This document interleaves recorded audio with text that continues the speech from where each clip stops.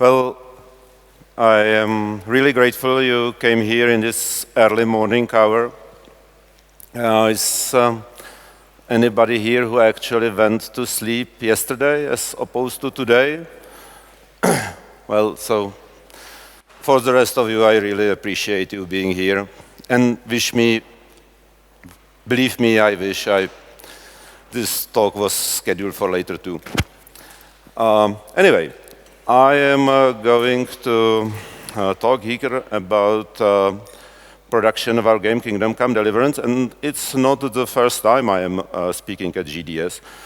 I was here in 2012, 6 years ago, and I had a talk about a similar topic like today. The talk was in Czech, this is the English translation. And looking back 6 years ago, I can only envy my former self for being so certain that it is able to give advice to anybody on this topic. And 6 years later, we went through a long journey, and this is what I'm going to be talking about. And to give you a fair warning, I'm not going to be talking about sexy stuff like technology or design or these interesting bits of gaming development. I'm going to be talking about production, planning work, tracking what kind of work is being done, if you are on target to meet your deadlines, and boring stuff like that. So please bear with me.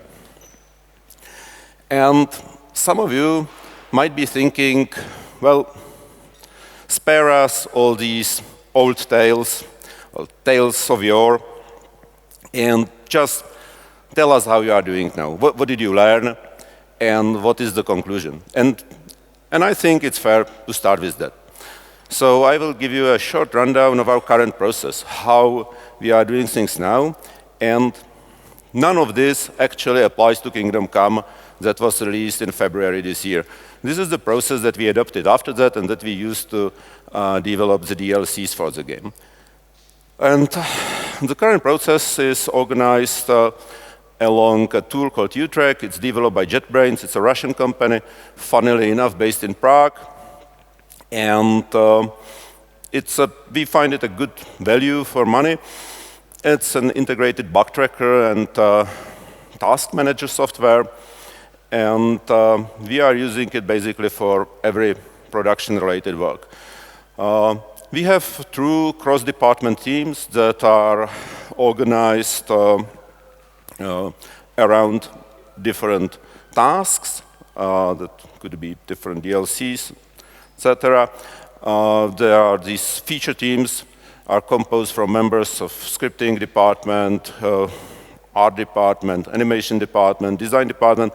As necessary, we are breaking down the big tasks into epics and user stories and then smaller tasks. These small tasks are tracked on a Kanban board, and we get these nice burn-down charts that we can follow basically every day, and we see if we are on track and to deliver the whatever it is that we are currently doing, well, doc, for example. And UTrack gives us these nice dashboards where we can see how the bugs are multiplying and if we are on track to deliver whatever different parts of this bigger objective. And UTrack also has a nice REST API that allows us to create all sorts of custom dashboards.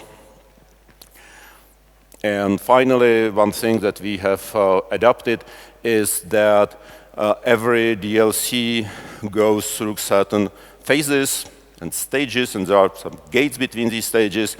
And in order to pass into the next stage, you have to fulfill certain criteria. And the amount of new stuff you can add in each stage is different. So the closer you are to release, the less actual new work can be added, new stuff can be added to a feature. Well, so that was TLDR, and anyone is free to leave now. But if you stay with me, I will tell you more about how we got there, and I believe there is some value in observing how we arrived at this system, and that things are not quite what they seem. Well, so we are going to talk about how we got from a game with working title Hammerheart to a game with much nicer name and even nicer logo, Kingdom Come. And in order to appreciate it, I did really brief summary of what it is, what actually is in Kingdom Come. And it all boils down, it's really a huge game. It's got 16 square kilometers of a terrain that's practically all accessible to the player. It's got over 1 million words of recorded voiceovers for each language, and it was on release, it was voiceovered in 3 languages. There is more than 100 quests. There are 4 hours or more than 4 hours of cutscenes, basically full motion video. And it took us about 4,500 man-months to actually create it. And for this whole period, there was just one producer in the studio, and that was me. So when we started, we were just 12 people, and we were using a tool called Handsoft. It's a Swedish software now owned by Perforce. And here is one more slide from my 6-year-old presentation, and probably this is the last one. And already you can see 6 years ago, I was fairly certain that that's the way to go. So we give Handsoft to every person, and everybody is going to be happy. And that was really my kind of vision for agile development. So I believed, and I still do, that the agile approach is better and well suited to development of video games. And today, this belief is slightly more informed, and I will be talking about that later. But yeah, that was the vision. We will have these self-empowered cross-departmental teams that will work agilely and deliver the value. So to this end, we had the Handsoft, and immediately we noticed some problems. Basically, the problem with it was not quite the software itself, more the way we were using it. Because the way we were using it was very distant. And it's a problem with any computer-based tool is that it fosters the idea that the tool can be used in isolation. So basically, I have some list of tasks in Handsoft or Utrecht or whatever, Jira, and I just go through the list one by one, and I mark every task completed when it is completed, and anyone who is interested in the current state of the project can open the software, and he will immediately see what is the status of the project. However, it's not really a good way to cooperate, because it actually sort of it doesn't support or foster the cooperation in any way, because basically everybody can use it for themselves. And anyway, we pressed on. We created the backlog in Handsoft, and it brought even more problems or more indecisions, because basically you can the backlog is a list of all the tasks that you have to do, basically, of the all remaining work. And there are many ways how to organize it. You can organize it by department. So this is all the work that we have for scripters, and this is all the work that we have for programmers and artists and so on. Or you can organize it by some logical wholes. So here is combat, here is horse riding, here are NPCs. But obviously, both these approaches have their drawbacks. Some work really is related. Combat is about animation and programming. You can put it both in for programmers and animators backlog. That doesn't quite make sense. On the other hand, even features are not isolated. So there is a combat, there is a horse, there is a combat on horse, and it's not immediately obvious where we should put it.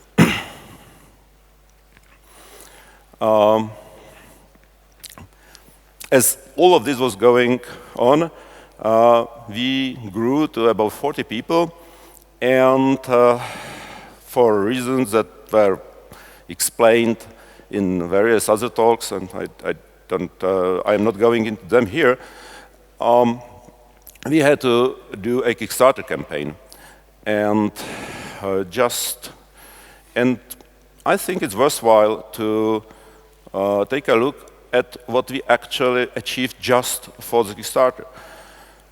We had, from the very start of the project in September 2011 till the beginning of Kickstarter in February 2014, we had about 650 man-months, and we did quite a lot of work. And all of this work was actually planned and tracked and executed with Handsoft. So it's the takeaway from this talk should not be that it's a poor tool. It's actually quite an expensive tool, but it's good if you know how to use it. And we were able to do quite a lot of stuff with it. And the list goes on. On the other hand, it should be pointed out that a Kickstarter is a very unique experience, a very unique project. It's hands-off presentation. The players are never actually playing the demo that you are showing, so there is a lot of leeway for presenting only the good bits. You have the complete control over what the players are going to see. Anyway, after the Kickstarter, we went back to the development, and we decided we need outside help. So first we turned naturally to Handsoft, and we asked for an expert to come to Prague and help us to groom the backlog. And I mean, it's kind of joke, because groom in Czech means hřebelcovat.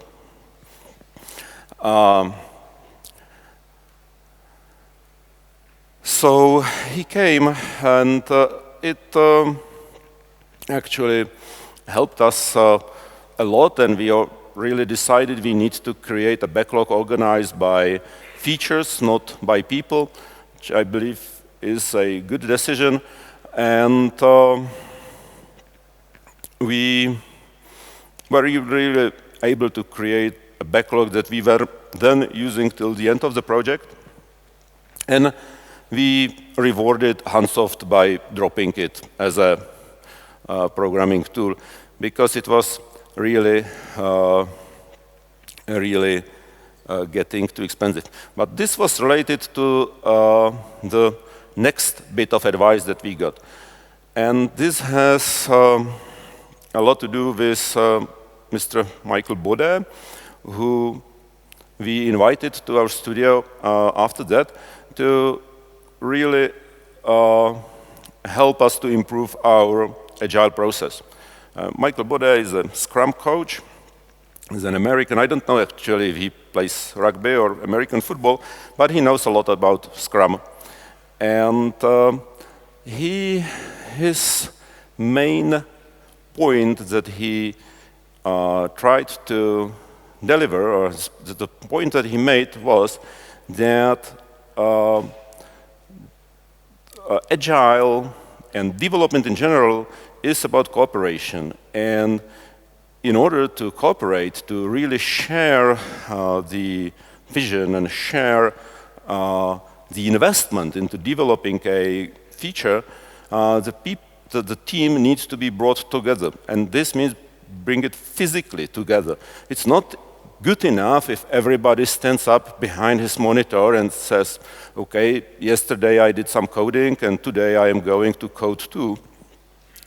There is a value in actually bringing people together, huddling like they do in the actual scrum on the rugby playing field, and talking face to face. And the means how to achieve that was to switch completely to paper. So we stopped using hands-off, and we didn't start using UTrack. We used UTrack only as a bug tracker. And we switched completely to paper. All our backlog, all our planning was done on paper. And Mr. Buddha's really like puristic vision was you don't even use computer to print these papers. They are all written by hand. It's completely analog way how to track your progress. So this is like the central backlog of the game. And I have one more picture. This is the Kanban board for the programmers that where they are tracking the implementation of various features.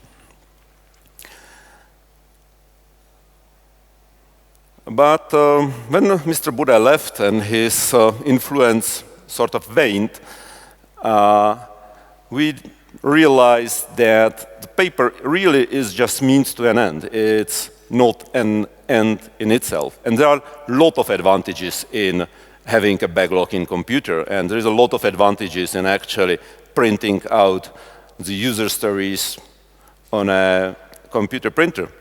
Not least of them is that they are legible, as opposed to them being written by hand. But what we really kept, and what I think what we are grateful to this day, is that it brought home the idea that the contact between people is actually important.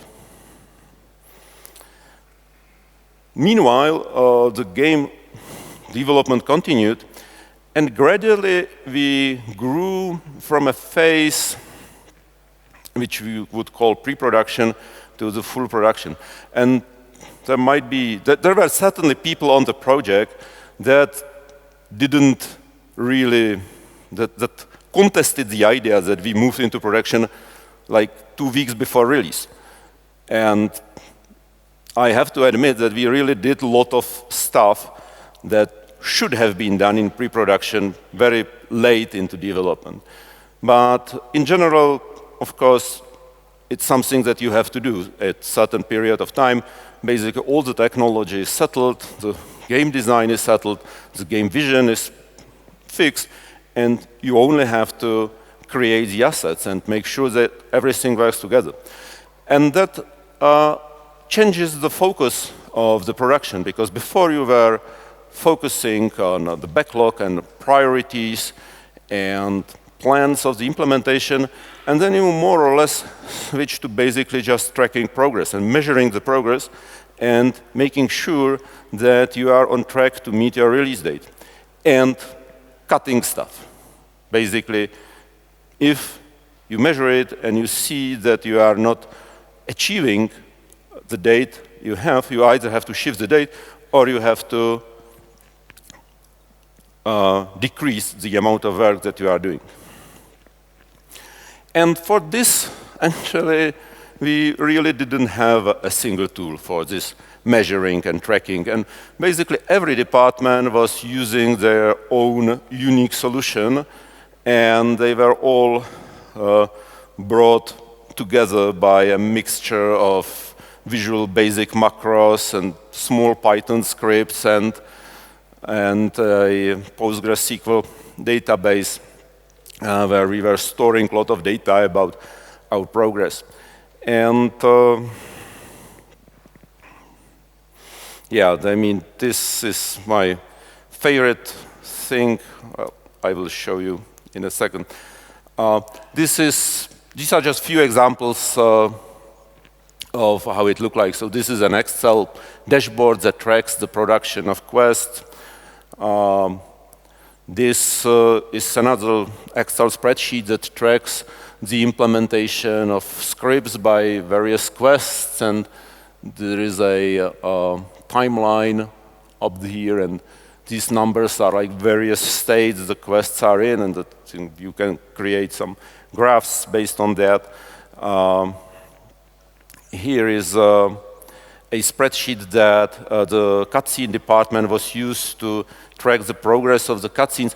The funny thing is that they did it by changing the color of the cell, which is the only thing that you can't really track by a formula in Excel. So you have to write a macro that goes through the spreadsheet, ask about the color of a cell, and puts it into another spreadsheet. And yeah, and that's how it looked like as a summary of the data of the previous one.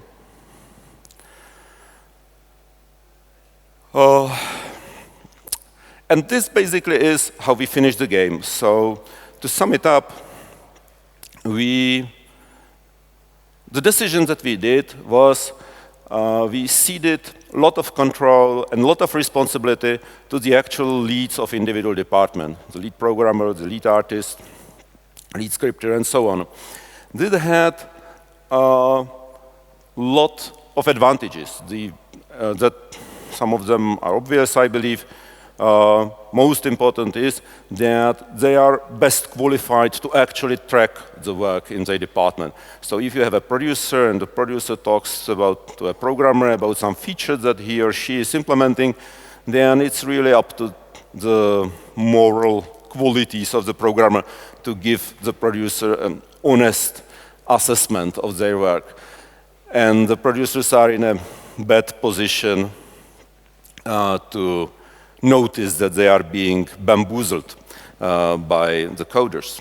While if the lead programmer is doing that, then he is very knowledgeable about the subject and he can have some educated conversation with the programmer. So this feature is taking 2 weeks longer to implement than we originally planned.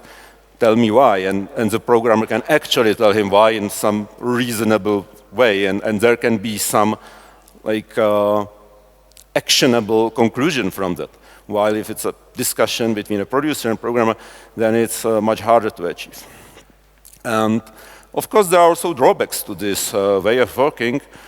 And the most obvious or most noticeable drawback was that the work is really siloed by the department. So inside the department, it works very well. And if you have a task that's wholly owned by a department, say optimization is wholly owned or almost wholly owned by the code department, then it works very well. If you have something that needs a lot of cross-department cooperation, then it doesn't work very well, and there are no good mechanics how to ensure that it will.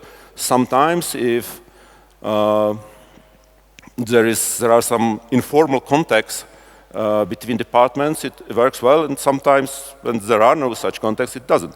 And I'm not talking about the leads of the department talking to each other. They were talking to each other quite frequently. They were well informed about the work that was being done by the different departments, but they couldn't act as the translators for all the work that was, all the cooperation, all the relationships, interdependencies between the two, between their respective departments, because it was just too much information to process. And what we needed was for the people from one department to talk directly to the people in the other department, and there was no clear process for that.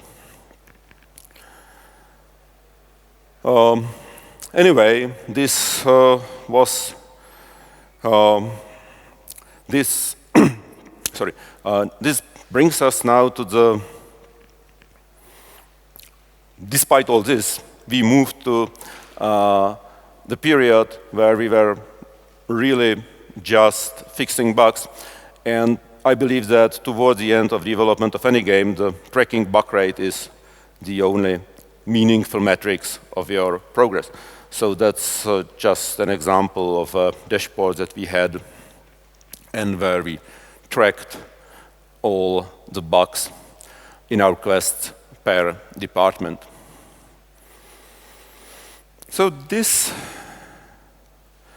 actually brings me to the end of the journey. And in the next half of my presentation, I will be talking in more depth about some problems that we encountered and the possible solutions for them. But before that, I would like to make a few general observations about agile process. And I will be more talking about drawbacks than about advantages. I was talking about the advantages in the beginning.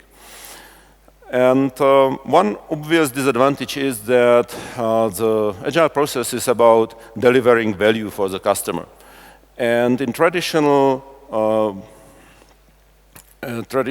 Scrum team, you would have an owner of the feature that is really the representative of the customer. And the customer is a physical entity. It's a person or a company.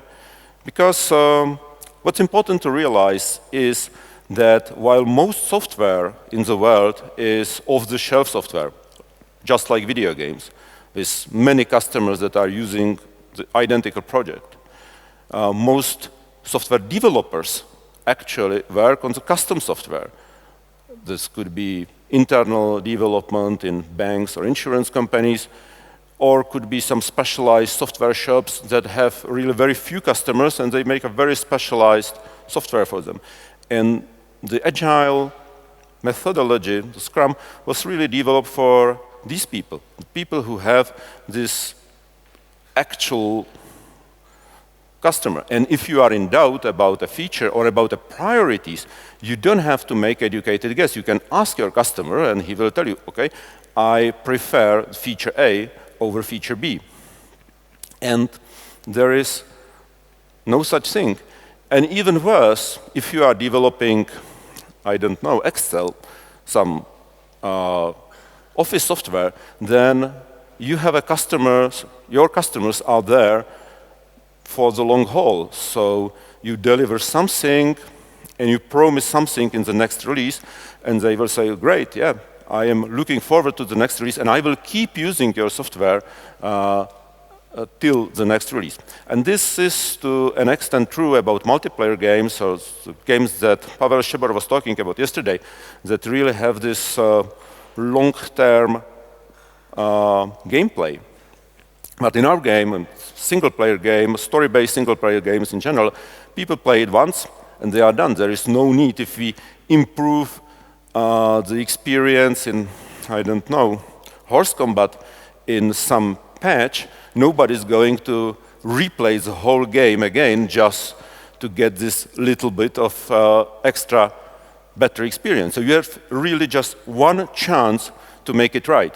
And that's completely against the spirit of agile development. The other important difference, I think, is a cultural difference in like cultural difference between this American infectious optimism and the natural skepticism of Europeans and Czechs in particular. And that's what I was talking about in the beginning, our experience with Unsoft. So Basically, when we were sorry, when we were told by Michael that we need to come together, like physical contact, and to go into the comfort zone of the other person, it seemed really unnatural. That's not what polite people do. You want to keep your distance. And you don't want to talk about what you are doing, because obviously nobody's interested in that. So,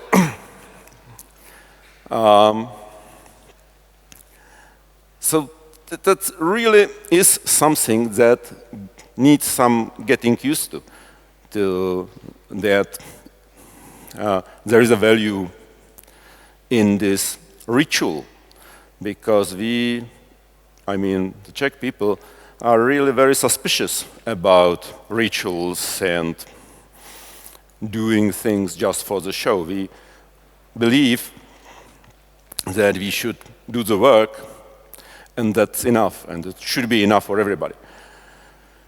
But our experience is that really there is a value in the ritual.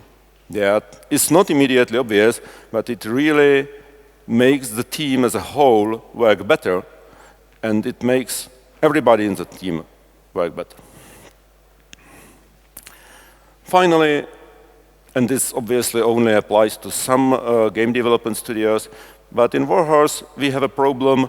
We are about 100 people right now. That's a really big team, but it's not big enough to really separate it into a feature team per feature that could stay stable for the whole period of development. So we had a combat team that basically stayed together for the whole development and did little else work. And it worked very well, and I believe that the combat is one of the best features in our game. But in most other respects, when we create a team to deliver some feature, members of this team are at the same time members of other teams. And that, of course, dilutes their commitment to that particular feature. And it makes the whole process much more difficult to manage and track.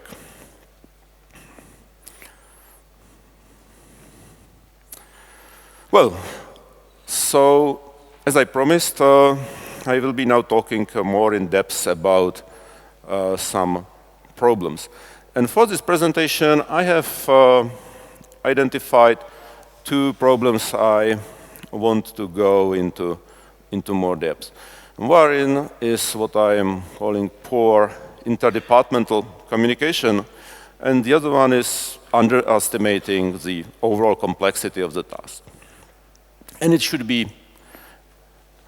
and we do a regular assessments in Warhorse every year, and after, when we were just before finishing the game, we asked the team what they think is the biggest problem we had, or the biggest cause of delay.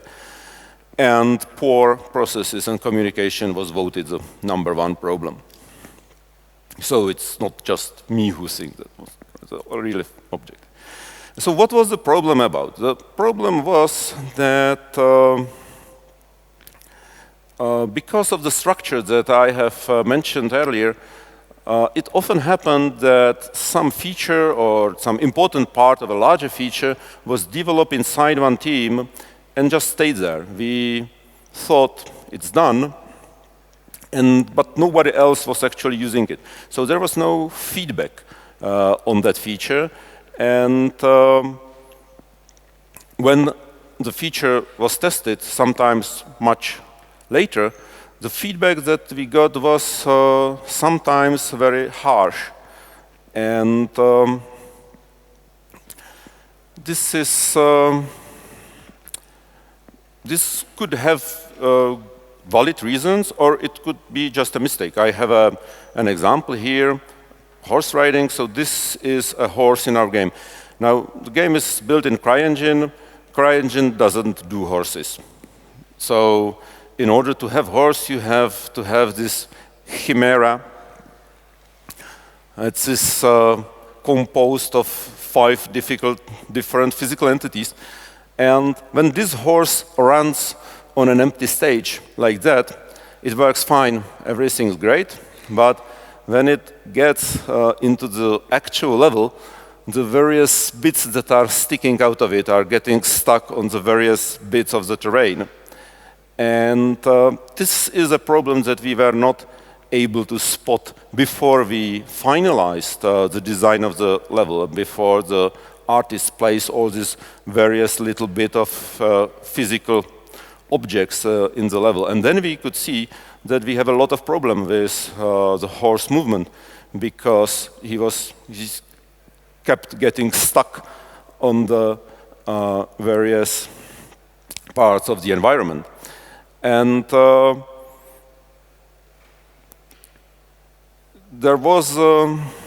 because there was no clear owner of the feature, and there was no clear focus on the feature, it was this kind of hanging in the middle.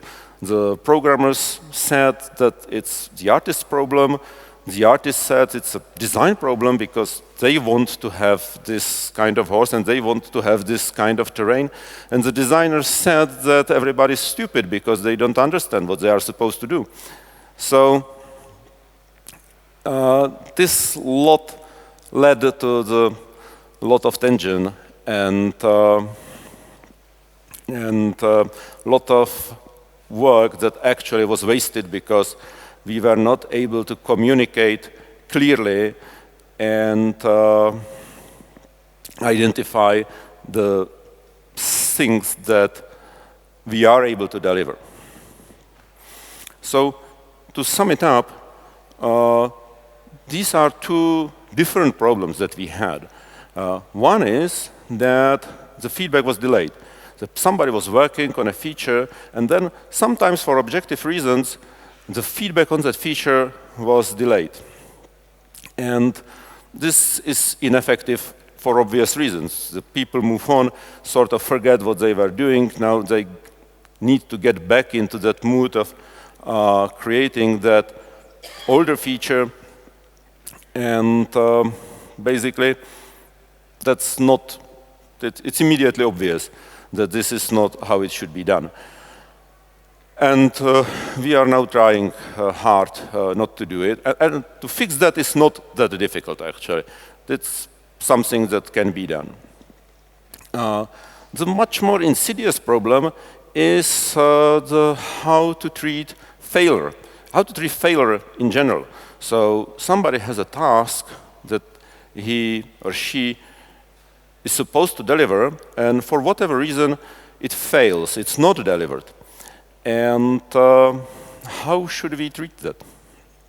And there are 2 ways how to approach how to solve this problem.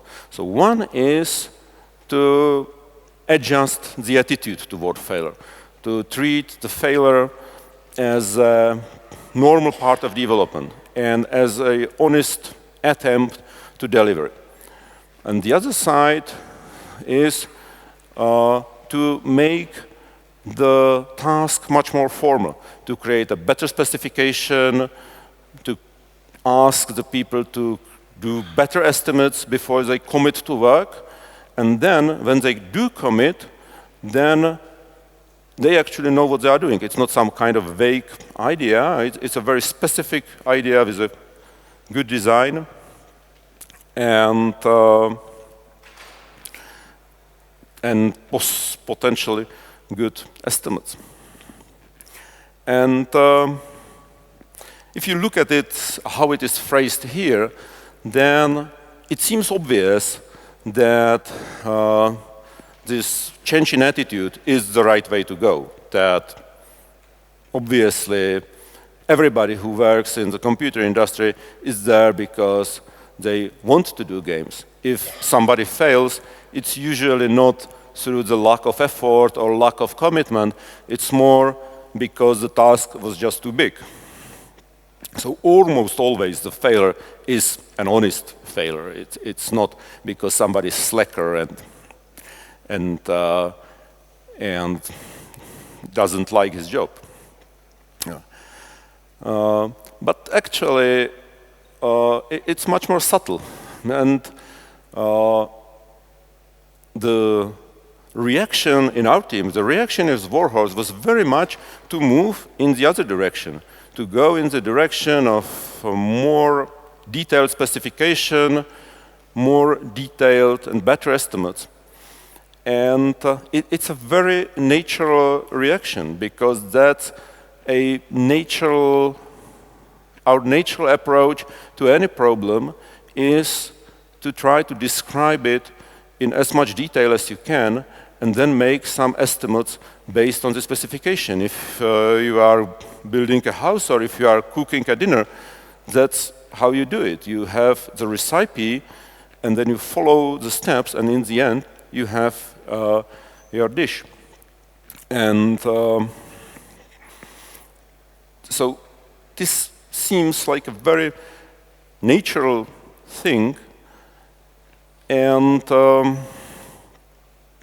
the problem with that approach is that it just doesn't work if the problem is too big. And by too big, I mean if it's bigger than, say, 3 months.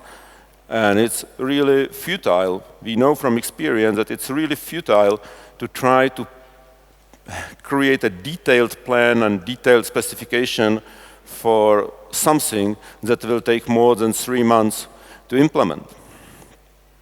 And so the solution really is combination of these two approaches. There is a value in having a better specification. On the other hand, you really have to accept that you are not going to develop a large feature in one go, and you have to settle on some kind of subset of that ideal final feature and create a good specification for that. The other problem that we had is the problem to accurately estimate complexity of the task. That is, how much time it's going to take to deliver that feature. In particular, was problem with designing the quest and creating the final facial animations for all the quests. And what's really striking about this is how consistent we are in underestimating the complexity. This is a graph that tracks the days to release over time. So when we actually were starting the project back in 2011, we were estimating that it's going to take about 3 years. That's some 1,100 days. Then we were developing it for some time. We went to Kickstarter, and we promised that it will be done by Christmas, by the end of 2015. So it was a little more, it was about 2 years, not even 700 days in advance. Then we were releasing some alphas, and finally we released a public beta for our backers. And in the beta we moved the date again, and now we said it's going to be about 1.5 years in the future, some 500 days. Then so this, I believe, was like early 2017. Then I had a talk about Festival Fantasia here in Prague in January 2016, and I said that the game should be ready in like end of first quarter of 2017. That would be a little bit more than a year. Then we started negotiating with the publishers, and the date moved again to something like second quarter of 2017. Then we actually signed the contract, and we moved the date again, and we did some amendment to the contract, and again we moved a date a little bit. And if you put a line through all these dates, it's absolutely straight. And this is the correlation coefficient. It's almost 1. So it's a very good measurement. And here is the slope of that line. And it's almost exactly minus 1/2. So that means that over 1 day of development, we moved the release date almost exactly by half a day. So yeah, for a well-planned project, this number is -1. By 1 week of development, you do 1 week of work. And for us, over 2 weeks of work, we did just 1 week of work. And actually, this is very common in the games industry. I have just one recent example. This is Red Dead Redemption 2. And this is a screenshot from early 2017.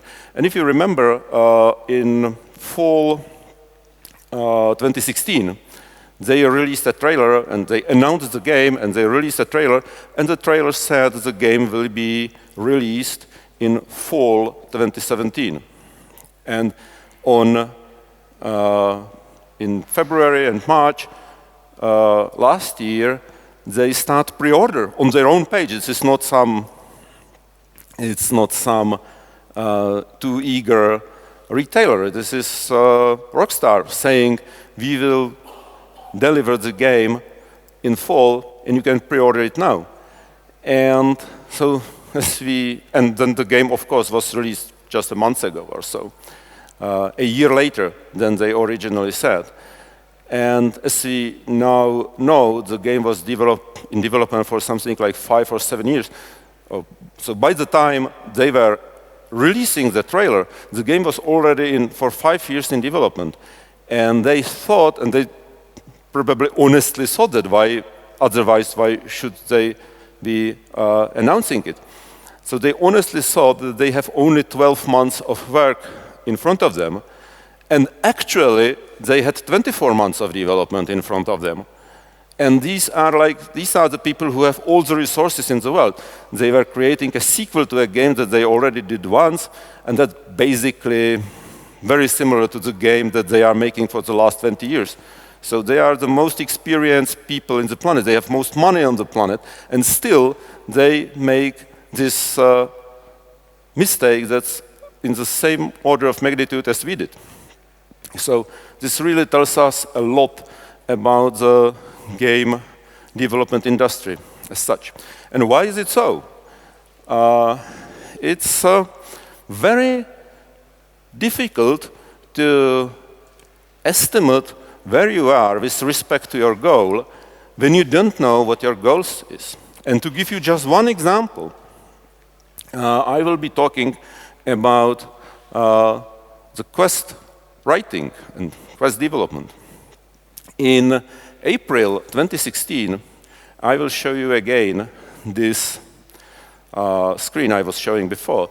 So this is a screenshot from April 2016 that tracks the progress of quest writing. And at the time, we thought we had about 90% of all the quests written. And that was really our honest estimate. And at the time, we were very unhappy about it because it was later than what we originally aimed for. So we knew that we are going to be delayed. But there was a big relief in the team that this is finally done. Now, this is done, and we can just go on and script these codes. However, when you look at this graph, that shows you these red bars. This is the amount of text, and then when I'm talking about the amount of text, I'm really talking about the voiceover text. Yeah, this is the amount of text that the player actually sees, and I'm not talking about all the other things. So by that time, this would be this graph, we actually only had about half of all the text that is in the final game. And how is it possible? This other half, what's missing here, this is all the polish that we added to the game. this lower half, this is the actual gameplay. This quest already had everything that you need. There were almost all the objectives. There was the main quest line. There, all the side quests had beginning and end. It was not obvious that we are missing something. Yeah? But when we actually start playing the quests, and then we notice these little inconsistencies. It would be nice to give another option here. It would be nice to have another dialogue here. It would be nice, suddenly the player or the tester will realize that he would like to have another option in the quest. There is to have another way of completing the quest. And this just kept adding more and more text and more work for the team. For comparison, I also tracked here the progress of script. And you see it's fairly linear. There is a noticeable increase here when we hired more scripters to the scripting team. And you see it doesn't flatten off. And this bit here, that's work on DLC. It's all tracked relative to the release date. And you would expect that the script will flatten off just like the text, that we will reach a plateau somewhere here, and then there will be some time when the amount, the size of the script does not change, but the quality does. That's what you should see in any software development. The amount of code, however you measure it, lines of code or whatever, stops increasing, and it just keeps changing and fixing. This didn't happen here, and the result is that the game actually was a little bit buggy when it was released. And had it spent more time in development, it certainly would have been better. There were compelling reasons, though, to actually release the game. Money,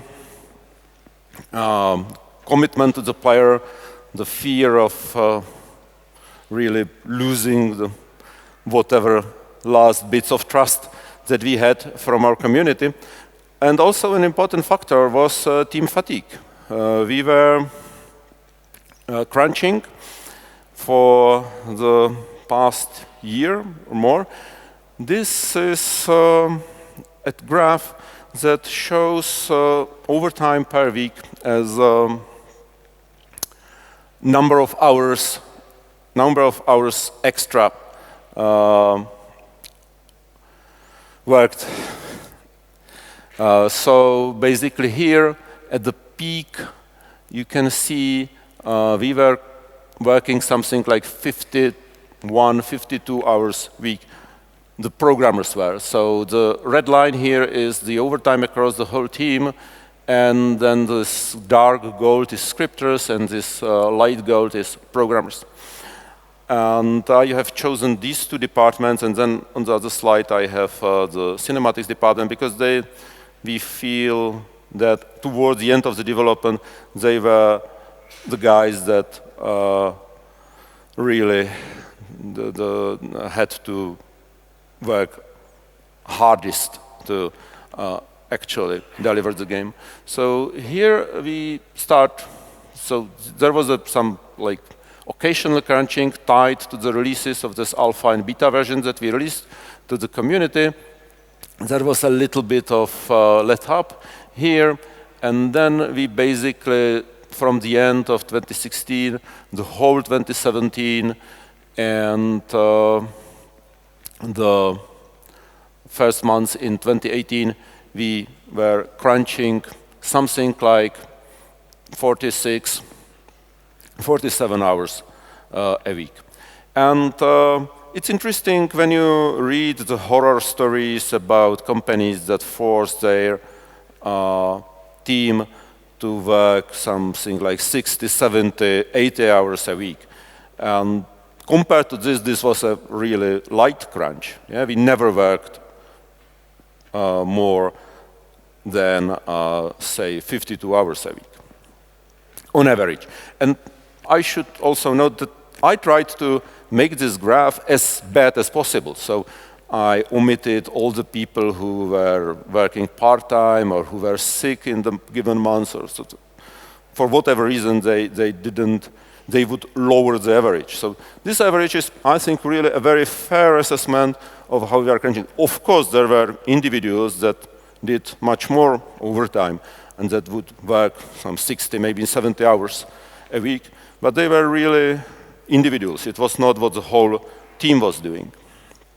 And despite that in comparison with that horror stories you hear about some other developers, we really felt tired. Even with this quote-unquote light crunch, we felt really tired, and we felt that we really have to release the game. We need to get it out of the door, and then we can catch our breath and do whatever is necessary to fix it, to create more DLCs, but we really have to release it.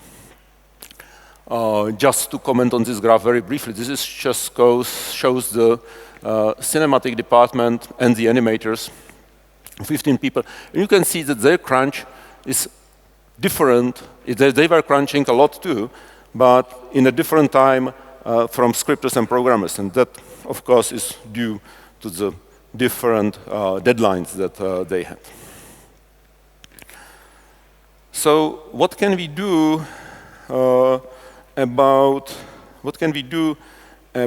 the underestimating the polish? So what I think you have to do, and what we are trying to do now, is to really plan for it in advance and say, if you have, say, 6 months to develop certain feature, you really need to plan about at least a third, maybe better a half, just for bugs fixing and polish.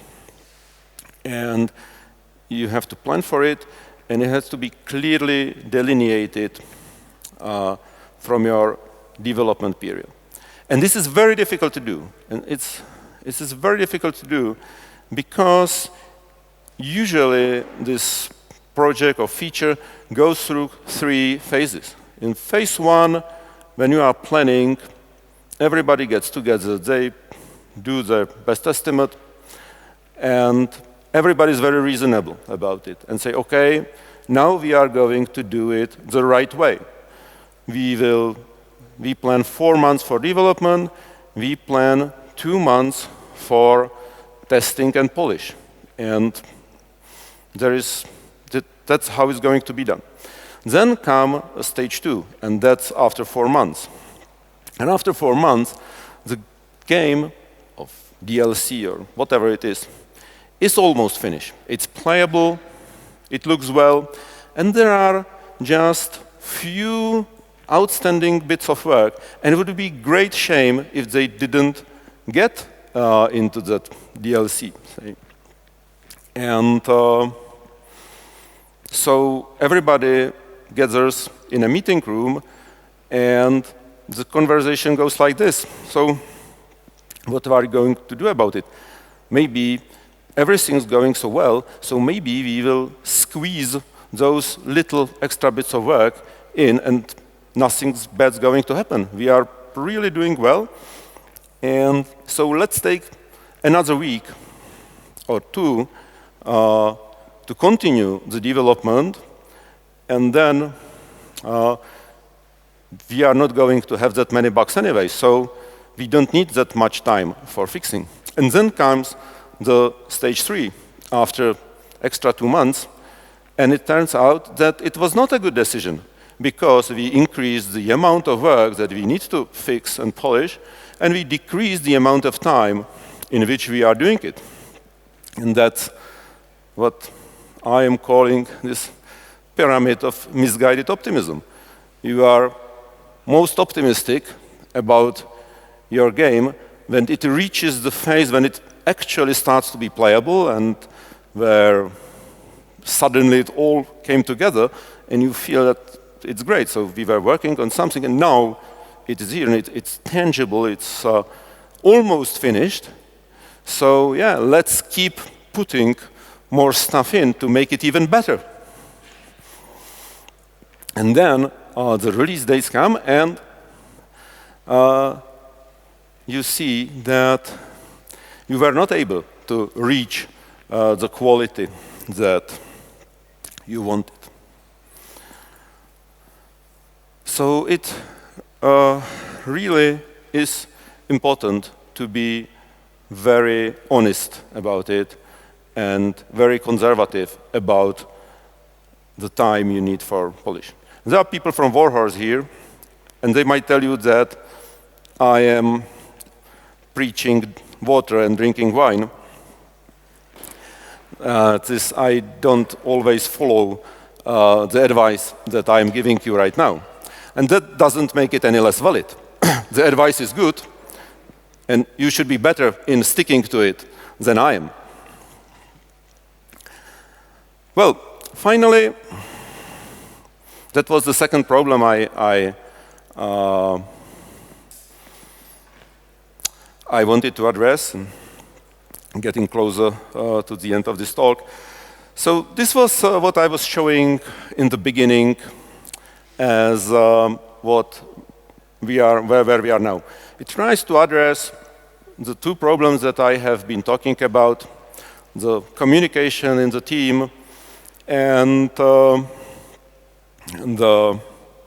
problem with the lack of time for polish and bug fixing.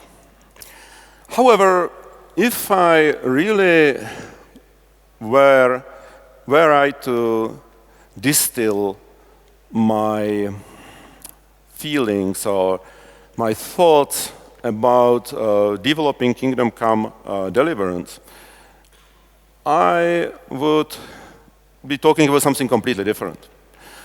Because really, we, in the game development, we are in a privileged, blessed position that we are working with people who actually want to do work here, that actually care about the game that they are doing. And that, I believe, was the biggest strength of the Warhorse team, of the team that created Kingdom Come.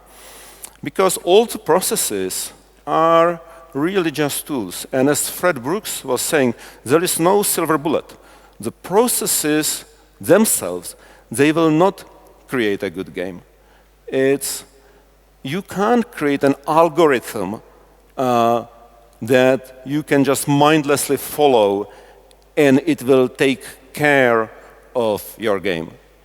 The game is really created by the people. If the people are good, the game is going to be good, almost regardless of the processes that you have.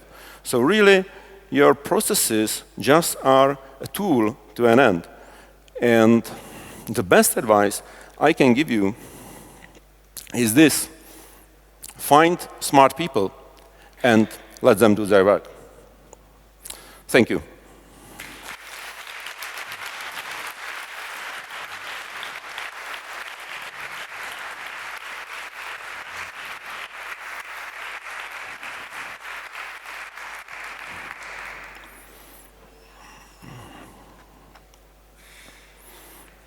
Well, I wonder, are there any questions, or everybody wants to go for lunch? I'm not going to blame you. Well, the gentleman in the black shirt.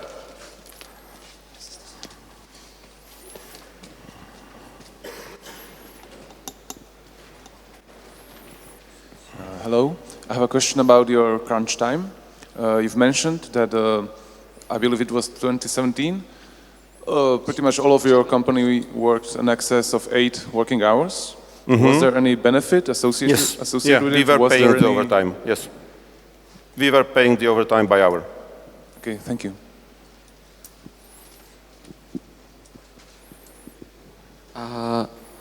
I am quite curious about paper boards. Yes? So I heard from a different producer that what they did to bring the team together was to have only one coffee machine in the company. Yes. Right. So that might be we also have just one coffee machine.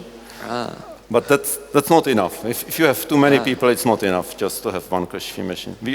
We also have just one bathroom, but it's also not enough. So how much overhead was there compared to like computer tracking? But the problem with paper tracking is not the overhead of setting it up, but of modifying it. Because setting it up on paper might actually be even faster than doing it in computer. You just take a lot of paper and you write on it. What is the problem is to keep it up to date. Yeah? And then there are also a lot of physical problems. It falls off from the wall. Yeah? Falls off, gets lost, gets misplaced, yeah? It falls on the floor, somebody picks it up and pastes it somewhere else than where it was previously. So it sort of accumulates mistakes. Like the moment you create it, it's great, and it was not that much work. Week after, it's not so great. Months later, it has really only passing relationship to whatever is happening in your team. Okay, any more questions? Here. Yeah? Hi, I'm here. Oh, sorry. Yes, so please, go on. Basically that's a question about like project planning and management. I suppose you had like lots of specifications, and you mentioned that some failures were basically a result of a poor processes, or the specs not being like completely like correct. And my question is, usually when there is a software developed, there is some like divergence of the specification from the real stuff. Yes. Was this an issue? And if so, have you mitigated it during the development? Was the discipline of the development stuff? That's a slightly, thank you. I think I understand the question. It's a slightly different issue than the one I was mentioning. And basically, even if you have the best design document in the world, and we had a really great design. Yeah? We had like 400 pages of design document for Kingdom Come. So, and it was fairly detailed and quite well written.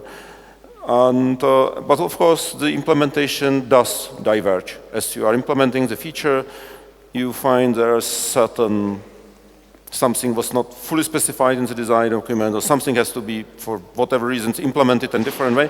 And then the actual implementation differs from what is in the design document. And I don't have any easy solution for that. It really requires a lot of discipline. And you have to really, you shouldn't be doing it just like to keep things orderly. Yeah? If you don't need it, there is no need to update the design document. The problem is with QA. If the QA needs some kind of brief, how the thing is supposed to work. And they go to design document naturally, read it, and they expect that the game is doing what's written there, and it doesn't, because there was some verbal agreement that the design will change. So you really only need to update the design document to facilitate good quality assurance, or good testing for that feature. Okay. No, there was a question. Can you go into a bit more detail into what you did to improve the inter-department communication? For example, how did the paper-based issue tracking work? Well, we hired more producers. That was one thing I didn't actually mention. One of the things we did after finishing Kingdom Come, we hired more producers, and we created these interdepartmental teams. So now we have a team that's really focused on a particular feature, and we assign a producer to the team that helps them to do this administrative tasks to set up the Kanban board I was showing and update it and make sure that they actually meet and discuss the features that they are working on. Hello, thank you for the talk. Was there any feature creep, and if there was, how big was it, and what was its source? Yeah, feature creep is the middle name of Kingdom Come. But on the other hand, we really cut a lot of features. We really did a lot of cutting in the second half of development in order to meet the deadline and to be able to release the game at all. We cut a lot of quests. We cut the horse combat, actually, I mentioned several times, the original design was much more ambitious than what we have in the game finally.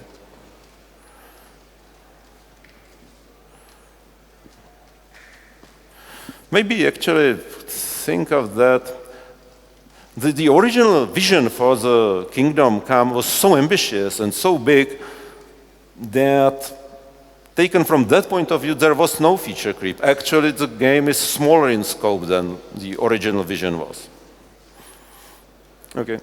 Yeah, so I understood that you are a strong advocate for using agile methodology even in the game development, but I'm wondering, can you really apply agile methodology from the very start of the working on some game? Because I feel, in the first months when you are really not sure maybe about the features or maybe the direction the game will go, if it's the way.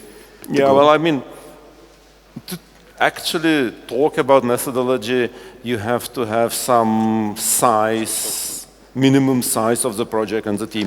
If 3 people together are working on a game, they don't need any methodology. They just talk to each other. There's really no need to set up some kind of infrastructure to facilitate that. And in a bigger company, even in a bigger company, I think at the very beginning of the project, you just put this kernel of the future team together and will be 5 people. They just meet regularly. They really don't need any kind of administration. All right. Okay, one last question over there, and then you'll go and eat something. Hi there. Thanks very much for sharing these numbers with us. It's really great.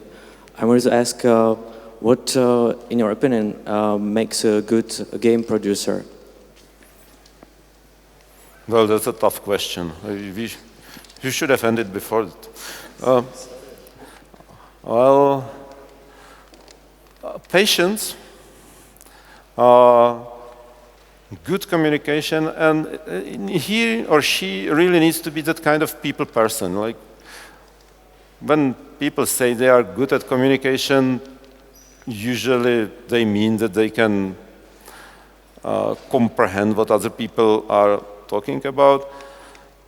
It's not quite that. It really needs to be able to talk to the people in such a way that they trust you and they actually share the information with you. So I think this is the most important thing, is to be able to earn trust of the people.